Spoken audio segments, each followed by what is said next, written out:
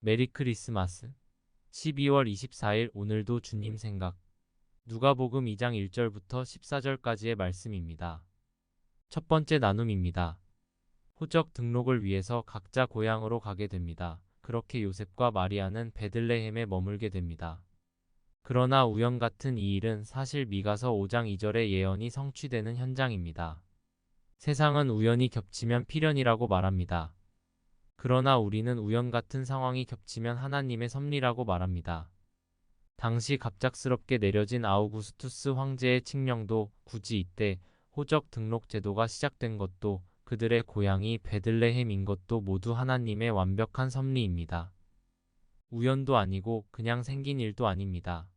이렇듯 예수님은 하나님께서 우리를 위해 손수 준비하신 완벽한 선물, 최고의 선물입니다.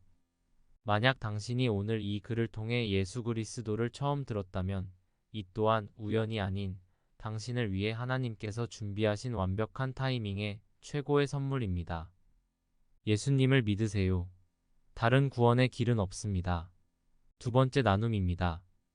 탄생의 환경이 중요한 것이 아니라 탄생한 인물이 중요합니다. 말구유에 눕혔을지언정 예수님은 왕입니다. 하나님의 아들이십니다. 구원의 한 길입니다. 영광 이후 평화입니다. 예수님을 출신과 배경으로 판단한다면 그는 그토록 큰 주목을 받을 필요 없는 인생입니다. 그래서 예수님 장성하시고 사역하시는 중에 실제로 많은 이들에게 나사렛 출신이라고 목수 출신이라고 무시당했습니다. 그러나 결과는 어떤가요? 예수님은 역사에서 가장 많이 회자되는 인물이 되었습니다. 가장 많은 추종자 혹은 신앙인을 거느리신 분이십니다. 그분의 영향력은 역사 안에서 고스란히 기록되어 있습니다. 많은 신앙인들의 인생도 구유에 뉘어 있는 인생 같습니다. 흔한 표현으로 흙수저라고도 합니다. 그러나 우리의 출신과 배경이 흙수저일지라도, 다시 말해 우리의 출신과 배경이 나사렛, 말구유일지라도 우리 모두는 최소 두 가지 면에서 너무 중요합니다. 첫 번째, 우리는 하나님께서 존귀하게 지으신 피조물입니다. 두 번째, 우리는 예수 그리스도의 보혈로 대속된 사람들입니다. 그러니 나의 출신과 배경 때문에 주눅들 필요 없습니다. 모든 믿음의 자녀는 이미 충분히 영광스러운 하나님의 자녀입니다. 그러므로 나의 처한 상황에 의해서 건강한 정체성과 자존감을 버리고 사는 게 아니라 말구유에 있을지라도 나는 하나님의 자녀입니다. 나는 구원받은 하나님의 자녀입니다. 나는 예수님의 사명자입니다. 라는 정체성과 자존감으로 살아야 할 것입니다. 말구유에 탄생한 예수님이 자신의 인간적 출신에 낙심하지 않고 대속의 십자가를 완성하시자 별 볼 일 없던 구유가 오히려 예수님 때문에 성지가 되었습니다. 우리에게도 우리만의 십자가 사역을 맡기셨습니다. 그러니 출신과 배경을 훌쩍 뛰어넘어 건강한 사역자가 되어야 합니다. 출신에 상관없이 나의 십자가를 져야 합니다. 이것이 바로 크리스마스의 정신을 승계하는 성도의 모습일 것입니다. 12월 25일 오늘도 주님 생각. 누가복음 2장 25절에서 38절까지의 말씀입니다. 메리 크리스마스입니다. 시므온이나 안나 같은 영적인 사람들이 있습니다. 성령의 계시도 받고 실제 분별이 되는 사람들입니다. 사실 이는 흔하지 않은 일입니다. 그렇기 때문에 세상은 이런 영적인 사람을 보면 신비한 얘기를 듣기 원합니다. 흡사, 점을 보는 것과 같은 마음으로 기대하고 귀를 기울입니다. 그러나 오늘 성경에 등장하는 시므온과 안나 같은 영적인 사람은 사람들의 궁금증과 불확실한 미래를 알려주기 위해 있는 사람들이 아니라 영적 분별로 예수 그리스도를 분별하고 아기 예수에 대해서 설파하기 위해 있는 사람들입니다. 사실 성경에서 언급하는 예언이다, 통찰이다, 지혜다, 계시다 하는 것들은 대부분 예수 그리스도를 위함이고 예수 그리스도에 관함입니다. 신비로운 얘기를 하는 자들이 아니고 예수님 얘기하는 자들입니다. 그런데 워낙에 예수님 얘기가 때로는 신비롭고 위대하고 미래적이고 새롭기 때문에 많은 이들이 영적인 이들에 대해서 오해하고 착각하는 것입니다. 신비로운 얘기에 현혹되지 마세요. 분별의 은사로 전보려고 하지 마세요. 예언과 점괘 같은 이야기들에 속지 마세요. 진짜 영적인 사람들은 다른 얘기 안 합니다. 예수로 시작해서 예수로 마무리되는 얘기를 할 뿐입니다. 시므온과 안나와 같습니다. 사람들이 예수를 알아보고 알아듣고 깨닫게 하는 얘기를 하는 자들입니다. 신령한 자, 신비로운 얘기를 하는 자를 쫓지 말고 예수님에 대해서 밝히 전하는 자를 쫓아야 합니다. 그게 건강한 신앙이고 건강한 교회고 건강한 목사고 건강한 성도입니다. 12월 26일 오늘도 주님 생각. 잠언 29장 1절부터 14절까지의 말씀입니다. 1절 한 절 묵상입니다. 자꾸 혼나는데도 지적을 받는데도 틀렸음을 인정하지 않는 사람들이 많죠. 일종의 교만이고 상대를 향한 무시입니다. 혹은 그저 무신경한 사람일 수도 있지요. 아니면 본질적으로 악하거나 게으른 사람일 수도 있습니다. 그러나 반복되는 책망 앞에서 이와 같이 고집 부리는 사람은 회복되지 못하는 멸망을 당하기 십상입니다. 10년이 넘는 부부관계를 생각해보면 그렇습니다. 아내나 남편이 서로에게 잘못된 점을 반복하여 지적할 때가 있습니다. 그러면 틀렸음을 인정하고 고쳐야 합니다. 그런데 고집스럽게 안 고칠 때 결국 인내가 바닥이 나고 누군가 먼저 이혼이라는 강수를 꺼내들게 되기도 합니다. 상대가 무조건 인내해야 한다고 생각하는 것 자체가 너무 이기적인 처사입니다. 그래서 지적받으면 진중하게 생각하고 고치는 자세가 필요합니다. 결국 이는 모든 관계에 동일하게 적용되는 원칙입니다. 그리고 더 나아가 하나님과 우리 안에서 반드시 적용돼야 하는 원칙입니다. 우리가 하나님을 책망하거나 지적할 일은 없습니다. 그러나 하나님은 우리를 지적하시고 책망하십니다. 그럴 일들이 너무 많기 때문입니다. 그때 나의 교만한 목을 꺾어서 고집스러운 마음을 망치질로 때려서라도 들어야 합니다. 마음에 새기고 삶으로 바꿔야 합니다. 옳지 못함에 대한 지적 앞에서 고집을 피우다가는 반드시 망하게 될 것입니다. 정당한 지적 앞에서 귀를 열어 듣고 마음으로 받고 삶으로 적용하는 지혜자가 되야겠습니다. 12월 27일 오늘도 주님 생각. 잠언 29장 15절에서 27절까지의 말씀입니다. 몇 가지 목회적 잠언을 묵상해 봅니다. 첫 번째 성급하게입니다. 성급한 언행은 어리석은 사람보다 더 어리석다는 것을 의미합니다. 제가 좀 성급합니다. 그래서 실수가 많고 성급함에서 파생되는 죄가 많습니다. 예를 들면 분노를 쉽게 냅니다. 밖으로 표출되고 폭발하는 분노는 아니지만 내면적으로 쌓이고 내면에서 폭발하기 때문에 내 자신을 힘들게 만듭니다.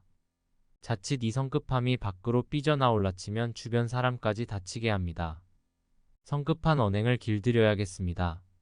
두 번째는 겸손함입니다. 외면적 겸손함 말고 내면적 겸손함을 절대 놓치지 말아야겠습니다. 교만하면 낮아질 일밖에 없습니다. 낮아지게 될 것입니다. 떨어지게 될 것입니다. 겸손한 사람이 진짜입니다. 마음이 겸손해야 합니다. 진심이 겸손해야 합니다. 내외면이 겸손한 목사가 되기로 다시 한번 결심합니다. 뭐가 잘 된다 싶을 때 항상 교만하지 않은지 체크해야겠습니다. 세 번째는 사람을 두려워하지 않는 사람입니다. 사람을 두려워하면 덫에 걸립니다. 빠져나오기 힘듭니다. 이런 사람은 할 일도 못하고 방향도 잘 못 잡습니다. 결국 위험에 처하는 일이 수두룩합니다. 사람 두려워하면서 목회하면 끝입니다. 사람은 사랑하며 목회하면 됩니다. 그리고 하나님을 경외하며 하나님을 의지하며 목회해야 합니다. 12월 28일 오늘도 주님 생각. 잠언 30장 1절부터 14절까지의 말씀입니다. 아굴의 기도는 이것입니다. 부자도 가난한 자도 되지 않게 하소서. 자칫 부자여서 하나님을 버리거나 가난해서 죄를 지을지 모르겠습니다. 그의 기도는 가난과 부에 대한 기도가 아닙니다. 일용할 양식을 달라는 기도도 아닙니다. 그의 기도는 믿음과 거룩을 지키게 해달라는 기도입니다. 어떤 삶이 되든 그는 믿음을 지키고 싶은 것입니다. 거룩을 지키고 하나님께 영광을 돌려드리고 싶은 것입니다. 그래서 결국 그는 믿음과 거룩을 방해할지도 모르는 모든 것이 제거되길 간절히 소망합니다. 그게 설령 부일지라도 거부한다는 것입니다. 아굴의 기도는 그러므로 참으로 본받을 만한 기도입니다. 신앙인이 언제 가장 많이 기도하는가 보니까 힘들 때입니다. 그러나 그에 못지않게 신앙인들이 많이 기도할 때가 바로 연말 연시입니다. 마무리와 시작에 대한 기대감이 있는 것입니다. 바로 이때 우리는 아굴의 기도가 보여주는 건강한 기도의 전형을 따를 필요가 있습니다. 간혹 기도할 때 저도 조심하는 이유가 여기 있습니다. 마냥 하나님 교회가 부흥하고 성장하게 해주세요. 라고 기도할 것이 아닙니다. 왜냐면 교회가 규모적으로 커지면서 본질을 상실하고 교회의 허울만 남고 하나님 앞에서 죄짓는 교회가 되기도 하기 때문입니다. 물론 교회가 너무 힘들어져 낙심만 하는 것도 원하는 바는 아닙니다. 그래서 교회를 위해서 기도할 때 지혜로운 기도가 필요합니다. 하나님 큰 교회도 아니요 작은 교회도 아니요. 무엇보다 하나님께서 기뻐하시는 건강한 교회 되게 해주세요. 규모에 상관없이 본질을 잃지 않는 교회 되게 하시고 거룩을 상실하지 않는, 목적을 상실하지 않는 교회 되게 해주세요. 만약 규모가 커지는데 교회가 길을 잃을 것 같으면 부흥하지 않게 해주세요. 우리의 기도는 언제나 성숙하고 신중한 기도가 돼야 합니다. 결국 교회를 위한 기도뿐 아니라 개인을 위한 기도도 마찬가지입니다. 믿음을 지키는 기도를 해야 합니다. 경건을 지키는 기도를 빼먹어서는 안 됩니다. 부자가 안 되더라도 하나님을 믿고 거룩 안에 사는 게 더 복된 일입니다. 기도가 중요한 이때 아굴의 기도로 따라해야겠습니다. 유아적 기도가 아닌 성숙함의 기도를 드려야겠습니다. 2024년도 오직 하나님께 가장 영광 돌려드리는 삶이 되도록 기도해야겠습니다. 죄를 멀리하는 경건의 삶을 살 수 있도록 기도해야겠습니다. 12월 29일 오늘도 주님 생각. 잠언 30장 15절부터 33절까지의 말씀입니다. 첫 번째 나눔입니다. 부족해서 만족하지 못하는 게 아닙니다. 만족하지 못하니까 부족하다고 느끼는 것입니다. 거머리는 도무지 만족을 모릅니다. 절대 충분하다고 말하지 않습니다. 결국 욕심을 버려야 합니다. 욕심을 버리지 못하면 단언컨대 평생 만족하지 못합니다. 단 한순간도 충분하다 느끼지 못합니다. 이만큼 불행한 인생이 또 있을까요? 욕심은 인간관계도 망칩니다. 하나님께도 거머리 같은 인생이 되고 이웃에게도 거머리 같은 인생이 됩니다. 맨날 달라고만 합니다. 맨날 달라고만 하는 인생은 사랑받지 못합니다. 욕심이 얼마나 파괴적인지 기억해야 합니다. 욕심이 얼마나 인생을 갉아먹는지 알아야 합니다. 그러므로 머리와 마음과 입술로 연습해야 합니다. 나는 충분합니다. 나는 만족합니다. 나는 넉넉합니다. 그리고 더욱 선언해야 합니다. 주님으로 인해 충분합니다. 예수로 인해 충분합니다. 예수님 한 분만으로 만족합니다. 두 번째 나눔입니다. 피조물에게 배웁니다. 약점을 보완하는 지혜, 미리 준비하는 지혜, 부지런의 지혜가 필요합니다. 나를 지킬 줄 아는 지혜가 필요합니다. 누가 있으나 없으나 질서를 지키는 지혜, 서로의 순서를 지킬 줄 아는 지혜도 필요합니다. 본인에게 정직하고 규모 있는 삶을 사는 지혜가 필요합니다. 언제나 기민하게 움직여야 하고 내가 해야 할 일이라면 위험을 무릅쓰고서라도 고집스럽게 그러나 지혜롭게 해내는 지혜가 필요합니다. 이상 개미와 오소리와 메뚜기와 도마뱀에게 배운 지혜입니다. 오늘 배운 것만 잘 실천해도 존경받는 사람이 될 수 있을 것 같습니다. 그래서 나중에 누군가가 동물들을 보면서 이러한 지혜를 배우는 것이 아니라 저를 보면서 이런 지혜를 배울 수 있었으면 좋겠습니다. 조금 더 분발해야겠습니다. 동물에게 배우기에는 조금 자존심 상하는 아침입니다. 이것도 교만의 일종일까요? 본이 될 만한 지혜자의 삶이 되길 힘써야겠습니다. 12월 30일 오늘도 주님 생각. 잠언 31장 1절부터 9절까지의 말씀입니다. 첫 번째 나눔입니다. 아들을 향한 어머니의 가르침이 이렇습니다. 육신의 쾌락과 욕망에 휘둘리지 말고 폭력과 힘의 쟁취, 권력의 논리에 빠지지 말고 분별력이 떨어지는 일을 하지 말고 중독되지 말고 판결은 정직하게 하고 정의를 위해 연약한 자를 위해 변호하고 공의로운 재판관이 되고 가난하고 궁핍한 사람의 편이 되어주라. 두 번째 나눔입니다. 요즘 어머니들은 아들에게 어떤 가르침을 줄까요? 너는 다른 거 신경 쓰지 말고 내 공부나 해. 돈이 제일 중요해. 친구는 나중에 사귀어도 돼. 지혜롭게 거짓말하고 눈치 보고 줄 잘 서고 괴롭힘 당하는 애 보면 모른 척하고 투자를 배워. 부자가 돼야 돼.